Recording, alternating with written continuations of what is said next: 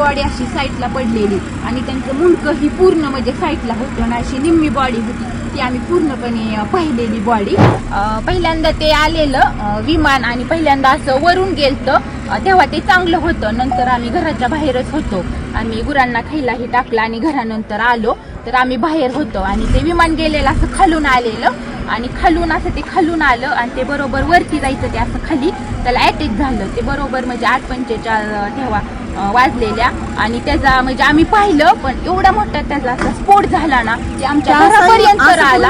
असं ते फिरलं आणि खालीच क्रॅक झालं. ते धावपट्टीवर गेलंच नाही तसं असं जाग्यावर त्याचा स्फोट झाला. आम्ही एवढं घाबरलो तरी पण म्हणजे ते आले वरून पोलीस ही मग आम्ही गेलो. 15 मिनिटं थांबले मग आम्ही घरून तरी पण आम्ही पाणी आणलं बांधले पाणी घेऊन आलो त्यांच्यापाशी पाणी दिलं भिजवलं आणि ती बॉडी अशी साईडला पडलेली आणि त्यांचं मुंडकं ही पूर्ण म्हणजे साईडला होतं आणि अशी निम्मी बॉडी होती ती आम्ही पूर्णपणे पाहिलेली बॉडी.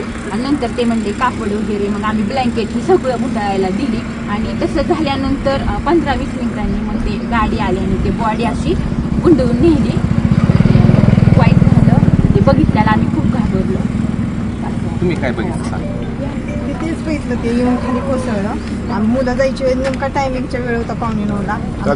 खाली कोसळला असा भडका झाला चाक येऊन माझ्यापर्यंत आलं तिथं घरापाशी. काही आम्ही घाबरलो पोरही आम्ही पळत सुटलो पण काहीच उपयोग नव्हता तोपर्यंत. ते पर्यंत सगळं हे झालं होतं बस्ट झालं होतं त्याचं. आम्ही म्हणजे काहीच करू शकलो नाही आता फक्त पाहिलेलं जागेवर गेले.